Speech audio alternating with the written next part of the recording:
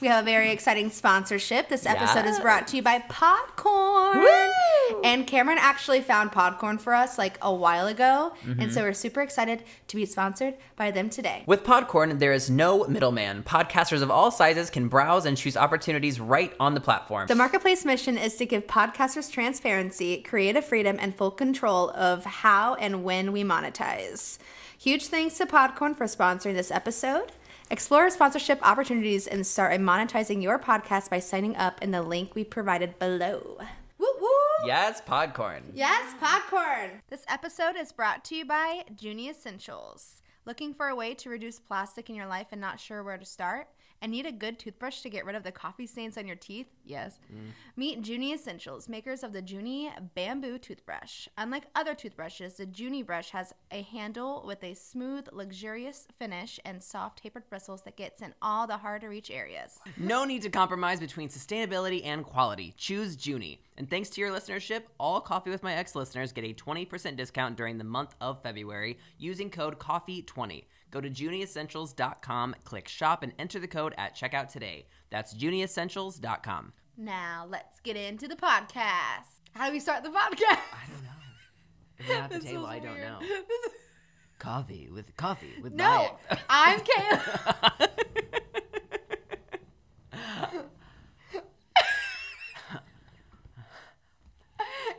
I'm Caleb. I'm Haley. And I'm having Coffee with my ex. We even practiced that. I can't be here. Well, if you're watching this podcast, and I don't know why you wouldn't be watching it, Yeah. we are in a brand new space. That we are, and it feels weird. It feels very weird. There's no table in front of us. Yeah. There's nowhere to hide. There's nowhere to hide. Yeah, I feel very vulnerable right now. But you know what I do feel? I feel less trapped. I know, the but table. I like to trap myself. Okay, well, we share different levels of comfort. Because usually at the table that we're at, there is cords wrapped around, so you can't move. No, you are boxed in. Yeah, I'm boxed in. can't go I am anywhere. actually trapped. And I am internally panicking because I hate being trapped. Yeah. I feel trapped right now in these jeans that I've never worn on the podcast before, and this feels terrible. Oh yeah, we're wearing our new merch. We are wearing a new merch. This is our Coffee with My Ex hoodie that we've been teasing forever now. So where can they find it? You know what? A link down below. I'm sure we'll have a link in our bio on Instagram and a link down below in the description. Yeah. And yeah, we'll have the storefront open. We'll share it in our Instagram stories as well. Yeah. We want to see you guys take pictures in it and tag us and stuff. And we're really excited. And we have been wearing this hoodie since we got it. It's been a part of my every day. Mm-hmm. I've been Yeah. wearing No, I it. don't think I've really washed it much. Yeah. It's beside my bed, so every morning I get up, I put on my dance-on sweats, and then I put this hoodie on. It's such a good uniform. It's the fit is enough to where you look cute in it. 'Cause Yeah. It's relaxed, but it's cozy enough that it's not a struggle to put on. Yeah, and especially when you get a size 3 sizes too big for yourself. I really love That's dumb. I love swimming in it. I got mine true to size, and it is very I cozy. get my hoodies in no less than an extra large. And you wear a small, usually. Yes. It's just I feel like I'm swimming in this, and it's a medium. well, whatever. What else? It'll fit anyone. What else? Oh yeah, we took last week off. Yeah. So that was cool. That was nice. It was nice because usually the weekend I'm always scrambling, getting everything together. It is a lot to go through. You know what? I also was going through a bit of a break, I think, last week because on the podcast that we did last time, I was having kind of a self-realization and coming to myself, and I realized that I needed to take a beat and take a moment to think before I spoke. Yeah, And I did that. that's great. And I had lots of therapizing. So I feel like I'm ready Feel refreshed. to be here. Yes. Good. And I made a triple latte today. Damn, that's a lot to do. I mean, we're going to be here for some time. I didn't want to chance I it. didn't even think about that. Because we usually have a coffee machine right there. Yeah. So, any updates with you? What's been happening in your neck of the woods? I don't really know. What has been? I've just been working and twerking. Working and twerking. I just feel so much better about life since my newfound schedule making. You have been sticking to that. It really has changed my life. I'm not kidding. I feel just like I'm way more organized human. I get so overwhelmed so easily. And so having a schedule, even if I don't even like necessarily get everything done or move it around as my day goes, it's nice to just like, okay, this is like my kind of to-do list. But like I obviously am a very like time aware type of person. And so I always feel like there's never enough time. And so being able to kind of block things off for myself has just been so helpful and like keeping my thoughts organized. What's your process? Do you do it like at the beginning of the week and like block out a week at a time? Yeah, so I do usually on Monday, like Mondays, well this is my second Monday doing this, is like I'll go through the days and know, okay, this is what I have to get done. And then I'll be like, and then I'll kind of arrange it from there, like what do I wish will get done? Like what is my wish list of things to get done? So, and then day by day, I'll kind of like arrange it as like things pop up or whatever. It's been amazing. It sounds amazing. I mean, Cameron does it for me. That's why you said you started doing it because you needed a Cameron. Yeah. I couldn't imagine taking the time to sit down and block out the week because I feel like by the time I got to the end of the week, it would be the end of the week. I mean, it probably takes me like a half hour. I think it's nice because I just have my coffee. I'm watching, CNN, listening to NPR while I'm making my schedule for the week. I'm just an old lady. I will say that if you don't currently make a schedule, it is hands down the best way to ground yourself. Especially if like you do like you work from home or like you own your own business or like whatever, because like there's so many like moving parts all the time. Too much to keep straight. All right. I was literally just like thinking about it before I had a schedule. Yeah. I was a tornado.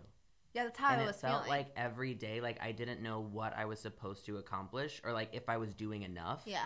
And it's just nice to see like, oh, like I actually don't have time to do other things or I need to take a break here so I have time here.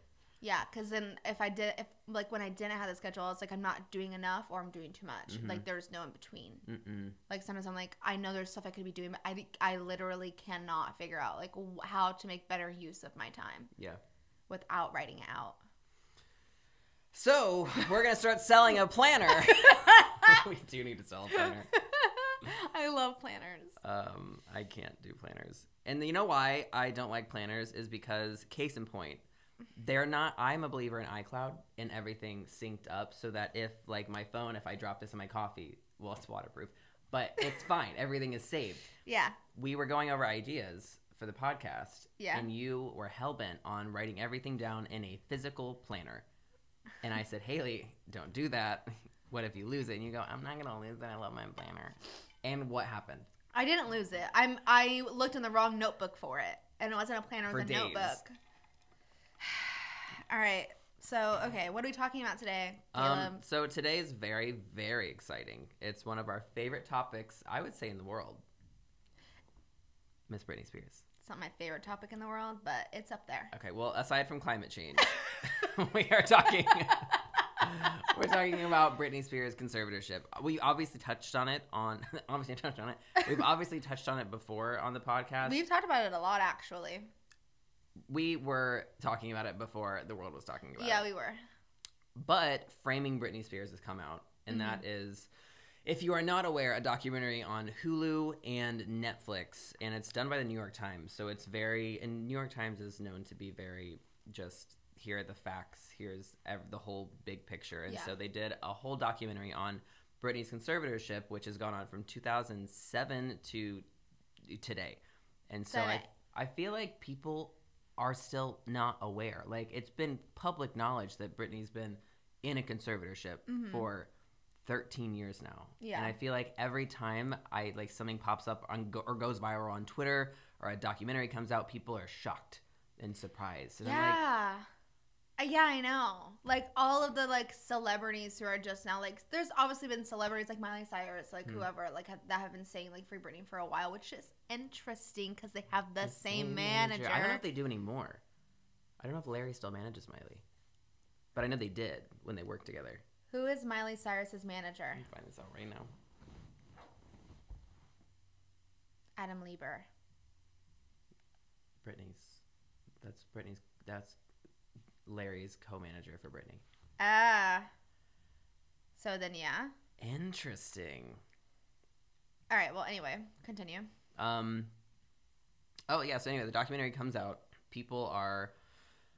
I don't feel like there was anything new in the documentary that I didn't know, but I feel like it did a really good job of just giving the timeline of how everything happened. There was some commentary that I thought was interesting, like about, her best friend Fee was there just to provide some context, and I thought it was interesting how, if you watch the documentary, but she was like a really close like family friend, kind of like Britney's chaperone, because Britney was obviously really young when she started.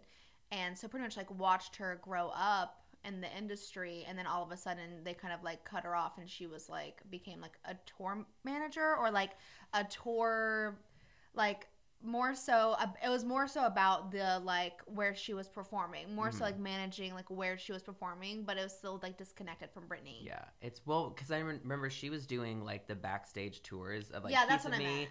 And doing like the meet and greets before, like, but more just like interacting with fans. So fans got really close to her. Yeah. Because she was so sweet and so kind and did grow up with Britney, but it was so weird how I feel like they still hung out, but it's just like she was Britney's secondhand woman for so long. And then when Britney's father came into the conservatorship, that's when she was kind of demoted or hired by the touring company instead of Britney's actual team. Yeah. I found it interesting because I just like watching like her demeanor, like kind of the context of like how she was talking about it, you kind of can infer that some shady shit went down. You just don't know. Obviously there's a lot of like NDAs being signed or whatever, so like there's a lot they can't say, but they say enough, and it also was interesting because I feel like it still seemed like she didn't know exactly what was going on. I mean, she seemed so genuine, like, I didn't know what a conservatorship is then. I don't know what it is now. Of course. It's just like, I can't imagine Jamie being like, all right, this is what a conservatorship is. This is your role. I feel like it's just like, okay, go meet with the fans. Yeah, I feel like it's the weird thing about the conservatorship for me. I think like in just seeing it from like their eyes, like as a family, I think it's just like some weird, dirty family secret. Like no one talks about it. But with the biggest pop star in the world. Right. And they literally, I feel like this is so common with Britney's team. It's just they act like no one's going to know. It's like very psychotic. Like they will throw her up on interviews, on stage, and just not let anyone ask about it. And like, no, like what's been going on, Britney? And she's like, well, as you know, I've been deciding that my favorite color is yellow. And it's just like a joke. Yeah. Like, every single interview has been so vanilla since the For the Record documentary. Level. Yeah. Like right after her breakdown, she did a documentary with MTV called Britney For the Record, and I thought that was such a good doc, and it followed her behind the scenes. We should rewatch it. I would love to rewatch it, and she was so real. Yeah. And just if you'll notice, like Britney's personality has shifted over the years, especially on camera, and I feel like in that documentary she was just so raw and so normal. I feel like it was always that until a certain point. Like she was always so vulnerable. I think she's just like a normal fucking person. I don't think she thought any more or less of herself than anyone else because of her position. And that was, I think, what made everyone fall in love with her. And I think that's what made her so vulnerable to the media. It's because she was so open. Like with the paparazzi, like she would be friends with them and like let them get their shots or like whatever. Like she would laugh at them like stalking her until one day, like her life is threatened. You know what I mean? Like it's just like things like that. That's sad because she's a really nice person, and in my opinion, I believe her to be. I mean, I saw on Twitter like Oprah told Britney like on stage, because Britney came on the Oprah show, she was like, just so you know, my staff said that you're the nicest person they've ever met. And she was like, oh my God, thank you. But it's like that was at the height of her fame. Yeah.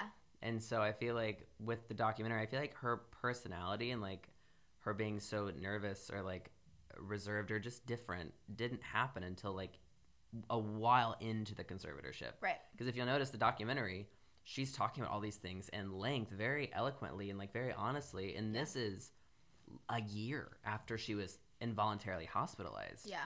And so it's just crazy. And I just saw a video on Twitter yesterday of her on the circus tour, like obviously slaying Radar. And that was 13 months after her psychiatric hold. And Yeah. it's just like, if you're saying that you held her because she had dementia, this is a miraculous recovery. Yeah. Because that was one of the things I think they said in the paperwork. She was gravely incapacitated, and I think it was, they checked like the dementia box to say like that's why she had to have complete control over her life. And I'm just like, well, that bitch is remembering this choreography. Right. That doesn't make any sense. It doesn't make any sense. So I don't know where to start. I feel like it's just such a big, giant pool of chaos. It is. But luckily, Haley took really copious notes, and so I want to make sure we are hitting on some points. Okay, so do you want to tell them what a conservatorship is? Because I think that word is confusing.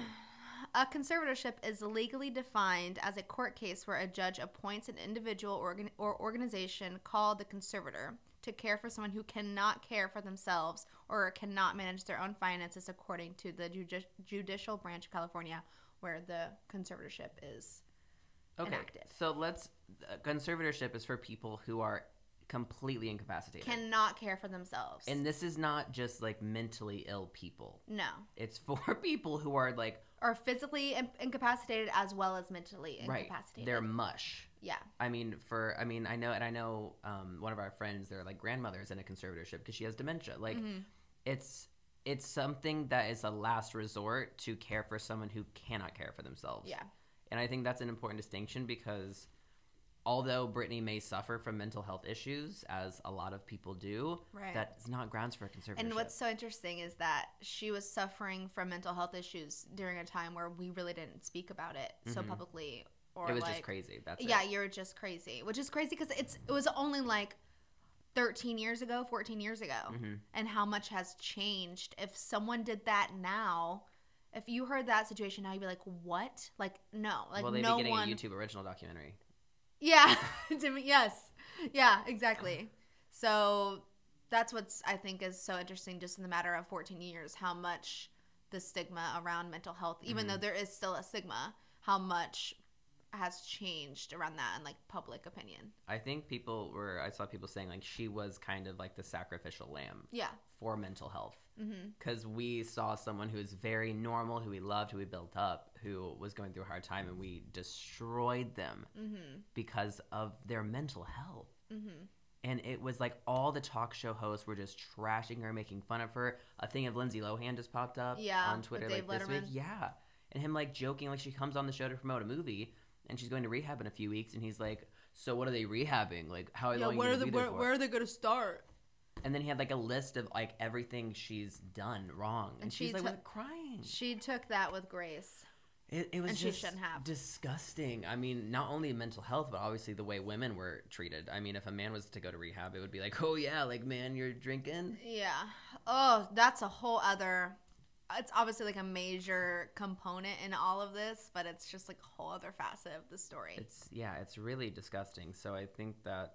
And I do think the New York Times does a really good job of pointing that out, which I don't think that many people who have covered the story necessarily have. No, I thought that was an actual new angle that I was like, I mean, obviously we've noticed it, right? But for it to be that plainly presented, and I feel like for the first time, interviewers to be held accountable for the way that they conducted themselves and contributed to the culture that made it okay. But also I was watching, and I think it was like DeFranco, who was like, let's not go after one interviewer because the audience was also like laughing the whole time. Like, we're all a part of it. It's an issue. Yeah, it's a whole issue.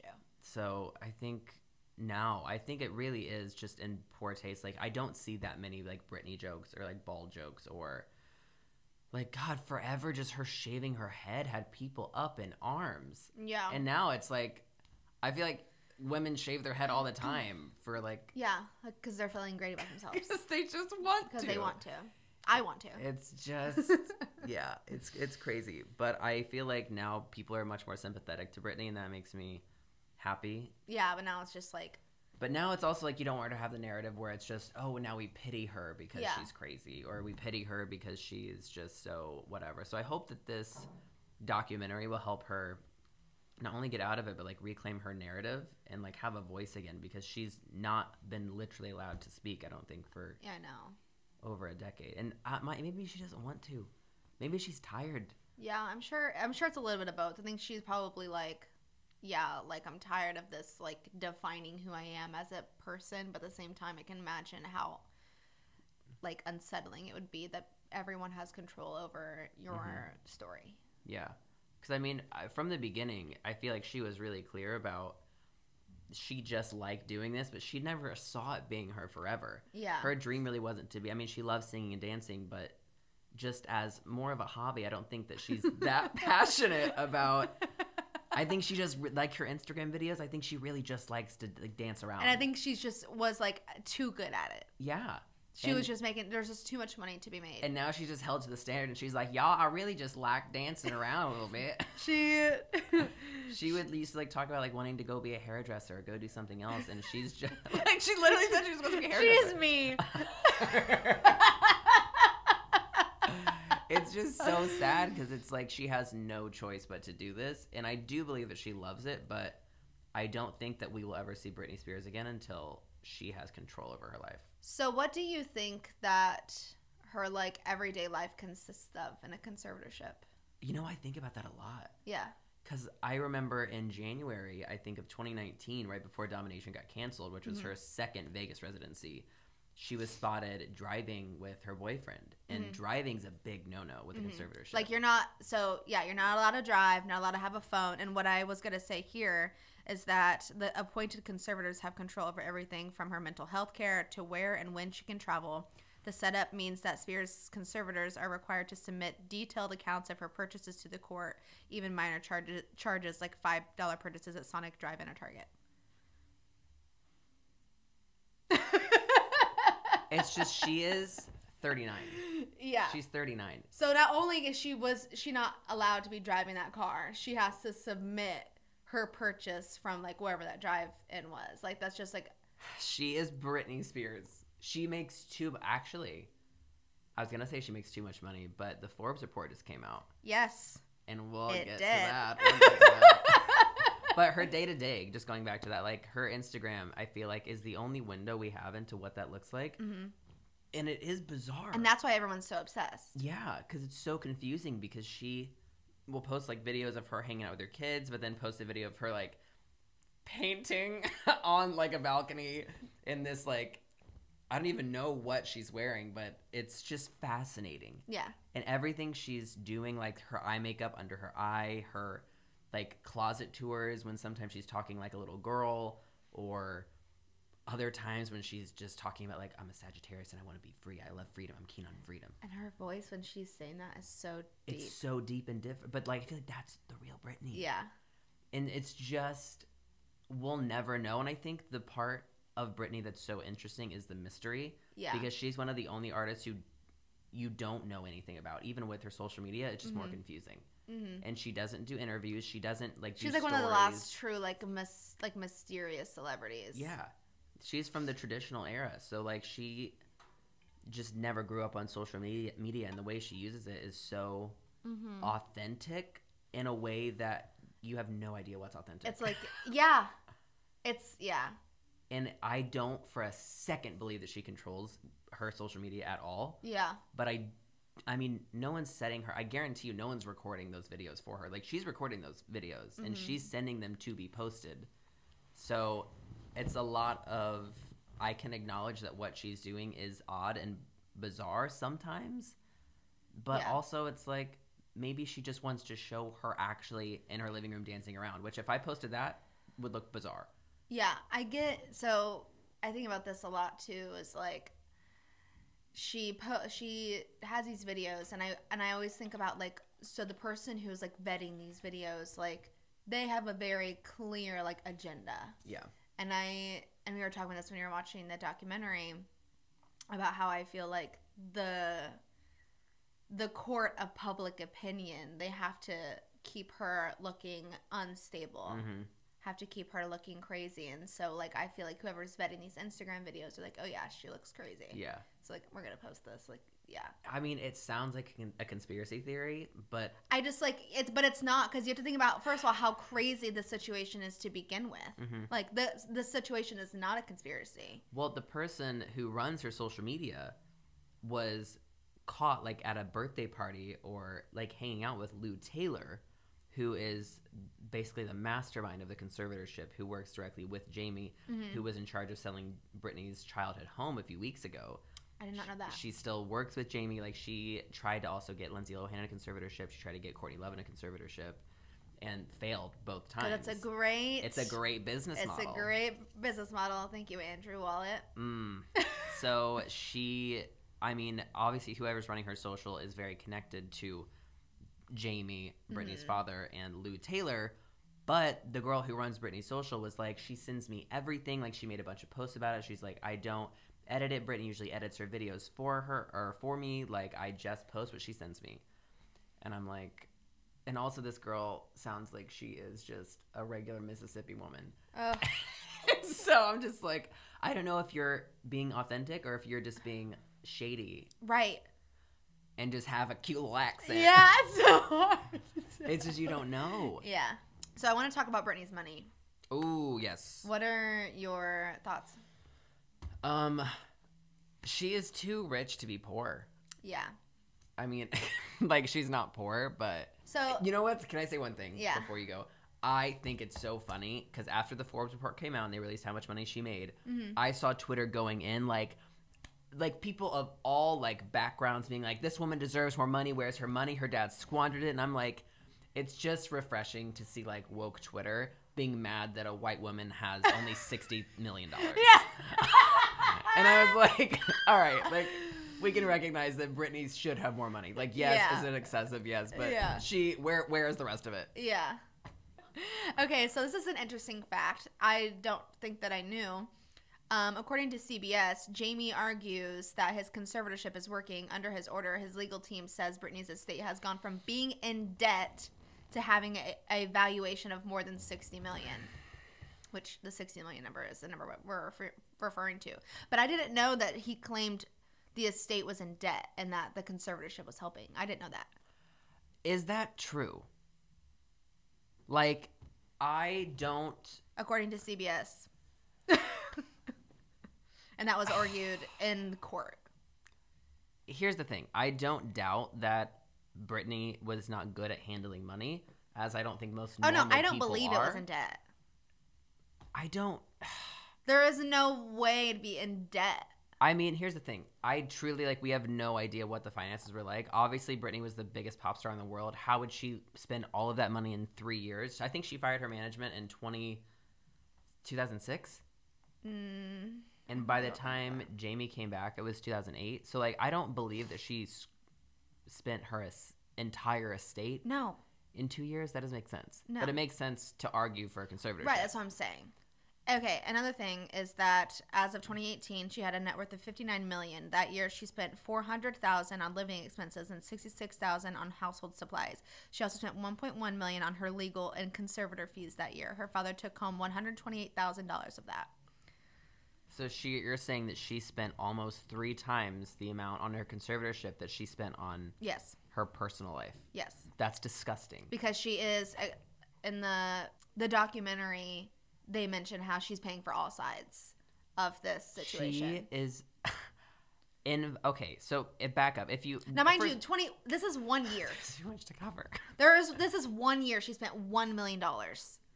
So in 13 years, how much do you like me? Exactly. That is crazy. For her court, and she has a court-appointed lawyer. She has a public defender. She was obviously involuntarily placed in the conservatorship, which meant that she had no control over who was hired where. Yeah. She has no lawyer of her own. She's deemed legally incapacitated, so she cannot hire a lawyer. Right. But she's able to make all this money doing all this work. So everyone on every side is getting their paycheck is paid by Britney Spears and paid by keeping her in this conservatorship. Yes. And, like, obviously for her family and for her estate, like, if you have a cash cow, you're going to want to control that, especially if the cash cow, like Britney, doesn't necessarily want to be a pop star forever or might not want to put out an album this year. It's just like if her working is what's paying everyone's bills, then you need to keep it going. Right. And like her dad, obviously, let's talk about him. I don't want to like call him out for being an alcoholic because, like, yes, that's a disease, and yes, he's been in treatment, but he has a long history of addiction and a long history of failed businesses. Yes. He filed bankruptcy, which again, like, that's not crazy. Didn't he file bankruptcy on multiple businesses? Yes. That's hard to do. And it's just like, or if not, he's certainly never had a successful business. No. The only business he's had is being able to cash Britney's checks. That's it. And I am just angry because he's divorced from Britney's mom. Yes. Britney and her mom have a great relationship, from what I understand. Yes, but not always, but yes. And Britney's parents are divorced, but I feel like since everything's been happening, just like the past year or two, Britney's mom has been trying to get more control. And I'm just confused. Like, was no one asking questions before? Who is complicit in this? What, like, why Jamie Lynn and Britney, like, are supposed to love each other? Why would Jamie not speak out? Right. And I feel like Jamie Lynn has been so intentionally like, don't want to speak about this. You don't know what someone needs. Like, yeah, it's just weird. It's weird. That's why it's some weird family secret, but it's like so on a public stage. I just feel like there's too much. I just feel like it baffles me about how they use Britney's ability to work and make so much money as an argument to keep her in the conservatorship. Yeah. And this is why I was saying it's so interesting. They play her to be this crazy person to the world, but in the courts, they make her seem she's amazing, and the conservatorship is working. What a success story. It's so backwards. Because now she's at the point where, yes, she's making great money. She has one of the most successful perfume lines, one of the most successful Vegas residencies. Her albums are doing great. The most successful residency. Yeah. So the better she does, the more standing they have to be like, okay, this is working. Let's keep her in Which doesn't make sense. But if she were to do worse, they would be like, wow, she's doing so bad. She needs to be in a conservatorship. Exactly. And that's just... It's a catch-22 that she'll never get out of. That's the thing is, like, just because it's an argument doesn't mean it's valid. That's just the only argument. That's the only defense they have. Yeah. And I think that what was so chilling in the documentary was the lawyer who, like, worked on the case said that she's never seen someone get out of a conservatorship. And she rejoined the case. And after the documentary, she rejoined Jamie's team. It's just disgusting. And I don't understand. I truly don't understand. I think it's widely speculated that Britney suffers from bipolar. That's very common. A lot of people have bipolar and are very open. I mean, I know Halsey and Demi are two people off the top of my mind that are very open about their bipolar. Yeah. And it does not, and of course, everyone's... And Halsey made a whole album called Manic. If Britney did that... she didn't get fucking taken away. It's just, again, they came up in a time when you could talk about it. And still to this day, Britney's never said, I have bipolar, I have anything. She's never spoken about her mental health. Yeah. And I think Britney is also so disconnected from how the world works, and she's so sheltered that she doesn't understand. Like, even the post that she did, like, last year where she's talking about, oh, I need to lose 2 pounds on the treadmill because I just need to work off a little bit. And it's just like, I think that she is still in the 2000s and does not understand. She's like frozen in time. Yeah. Because she's been like locked in a cage since 2007. Yeah.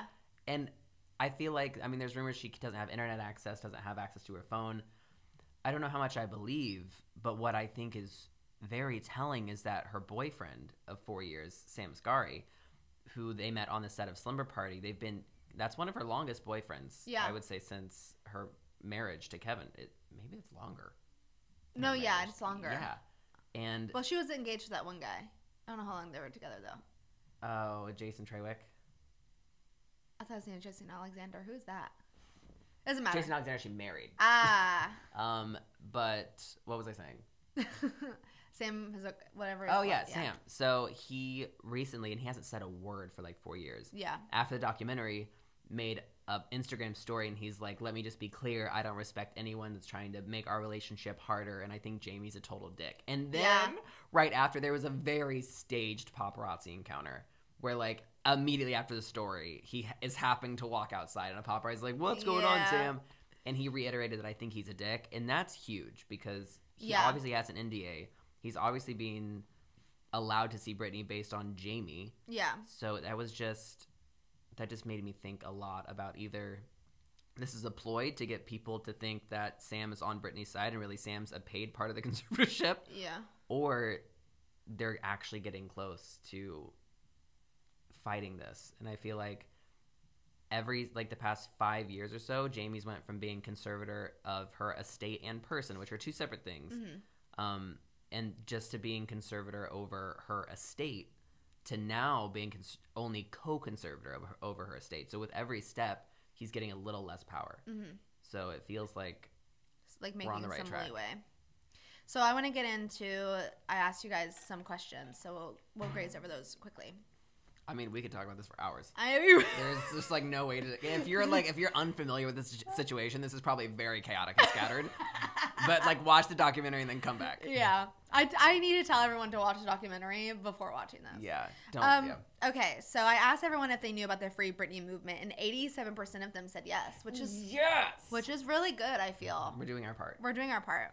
And then I asked everyone if they think that she should still be under the conservatorship, and 91% of y'all said no, and 9% of you guys said yes, which surprised me. But I asked you guys why or why not. A lot of you guys were just like, she's a grown woman who's capable of, like, obviously, if she can do whole ass tours and year-long residencies, learning choreo and hitting marks and doing promo, then she should be able to, have control over her life. Yeah.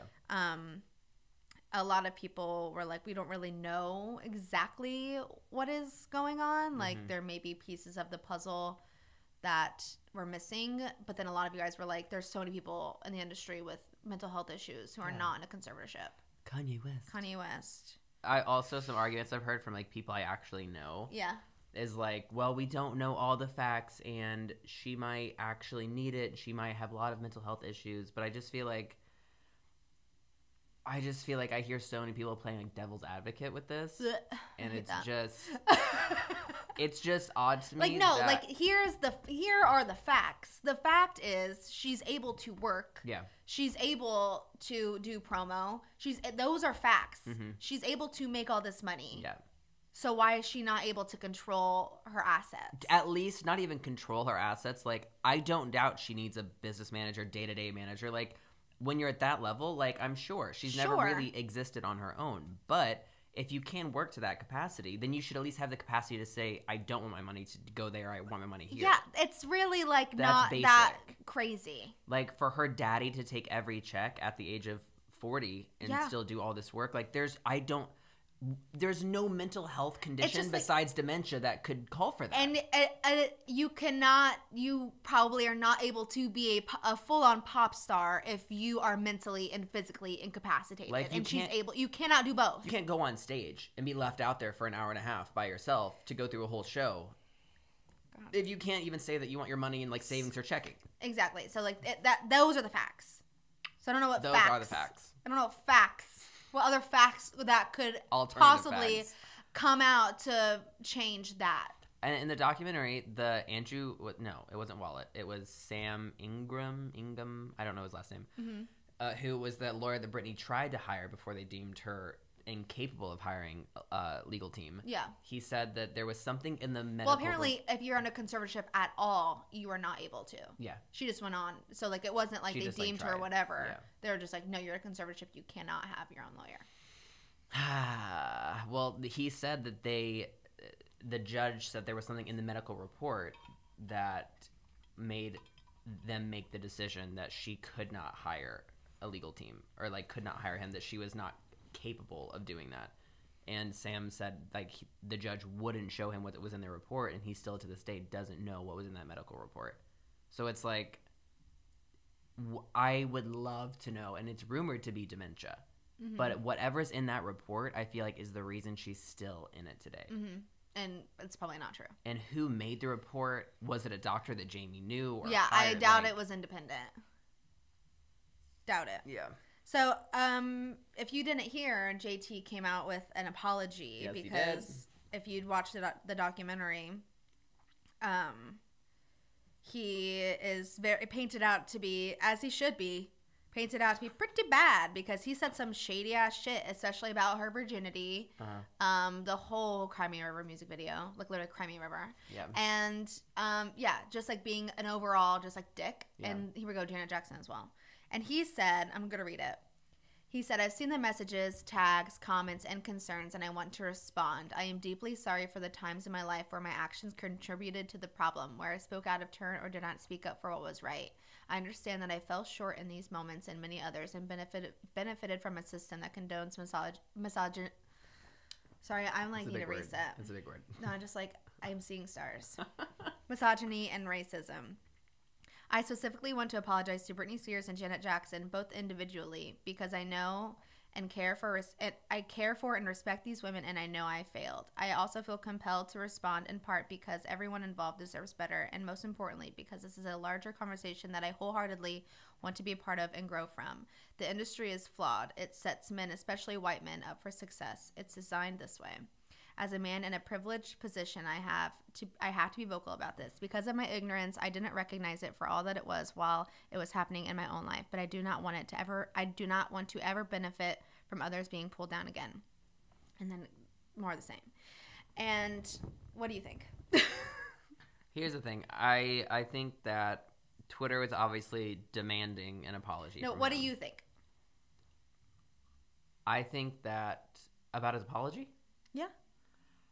I don't think that he was in a position where anything he said would have been correct. I think that the apology was well vetted by his team and by all who have been in social PR disasters. I think that he said everything right. He hit all the points. He took accountability. He admitted to the system benefiting him. He talked about his whiteness in addition to how being a male affected it. He named Britney Spears and Janet and then made it a point to say individually because that would have also been a point of contention. Like I feel like did the best he could. Yeah, it was like A+ for like it was construction. Yeah, it hit all the points. Was it genuine? I mean, no. Did he just wake up and be like, you know what? Today's the day I really feel bad about it. No. Of course not. There was a public outcry, but in that public outcry, you know that if you don't speak, you're going to be complicit, and if you do speak, it's too little, too late. Yeah.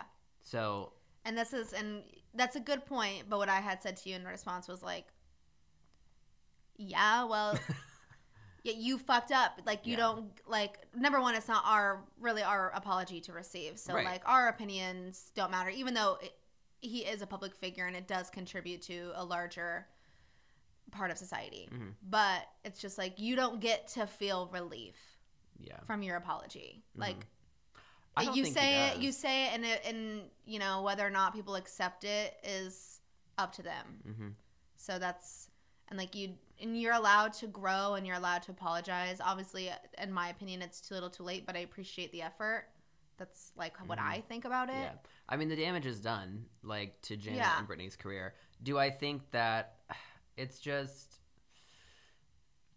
what he was doing was so normal at the time? Like, when you're asked on the radio about, like, your virginity, it's like the locker room talk that they talk about was so standard and normal. Oh, yeah. That, like, you would never, like, I as a man, you would never have to have had thought twice about it. Yeah.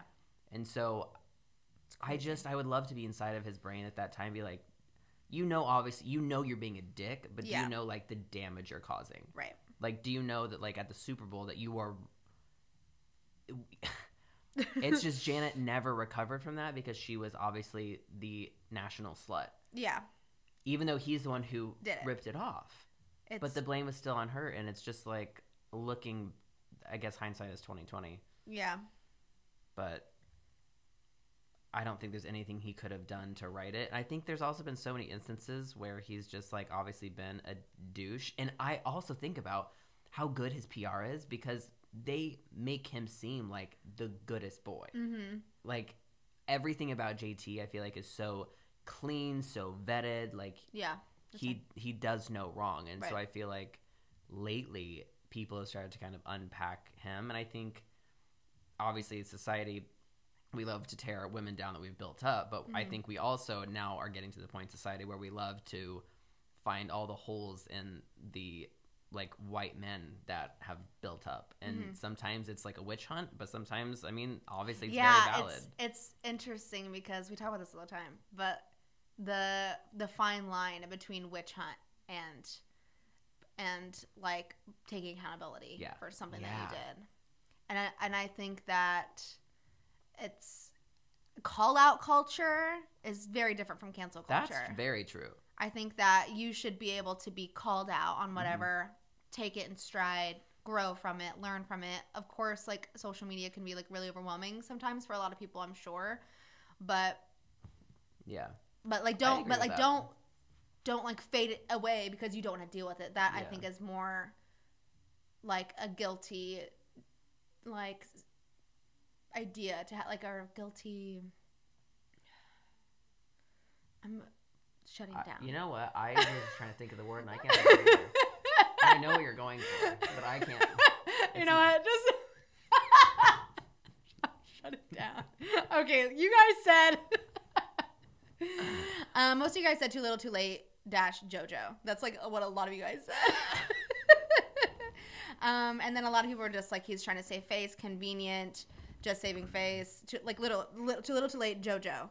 Too little too late. Too little too late JoJo. It's just like, as a public figure though, like it's not in a normal conversation. If I hurt you, I go to you, I apologize, we have a conversation. Like in a public figure is required to kind of do the performance of the apology. Yeah. And you have to do that because you can't just do a private apology because then people are like, oh, so you don't want to take accountability publicly? But then when you do it publicly, you have to, you're not just apologizing to the person.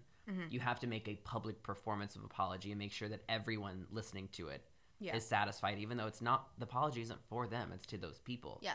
Who, by the way, never responded. Yeah.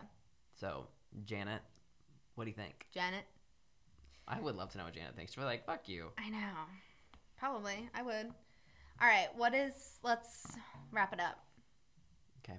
What is your recommendation for the week? You know what was sad? I was going to recommend the Cecil Hotel documentary. And I think it's shit. Yeah. I think it's shit. I do too. And I didn't think it was shit until the third episode. I didn't think it was shit until the last episode. Really? Yeah. We're about to start the last episode, and I'm like, this is shit. But the first episodes were great. I enjoyed it, but then it just got into conspiracy theories and the internet's opinion. I'm like, what are the facts? Yeah, I know. What did the autopsy say? Yeah, I'm interested to see what you think of the last episode, because it really pissed me off. I was like, I really wasted my time. So, you know what we don't recommend watching? Don't watch the Cecil Hotel. That's coming for both of us. I don't recommend that, and that is my recommendation. I was so lit about it. I'm so mad. Because like the first two episodes, in my opinion, were great. Yeah, and now I have to wait. Now I have to spend 50 more minutes of my life. Don't, honestly. Really? I'll tell you about it. I'll tell you about it. It is dumb. Oh. So, okay, what is your... Do you ever... No, that is my recommendation, is to not recommend it. My intention for the week is to kind of do a mental reset and get my head on my shoulders and try to block out the noise that I'm hearing. I feel like I've been kind of unsteadied by outside opinions, and I need to really just like and recenter and find my center. What's your intention? Well, so I just realized that the day this is coming out is the day that my little announcement is out. Oh. So my intention is to be happy about it. If you haven't heard the announcement, check out Instagram. Yeah. Is it going on your Instagram too? Yeah. I'm so excited for you. So that is my intention for the week. Have a glass of champagne. She's a star. I'm a star. I'm not a star. All right. Sorry. Stop. Burping. Coffee.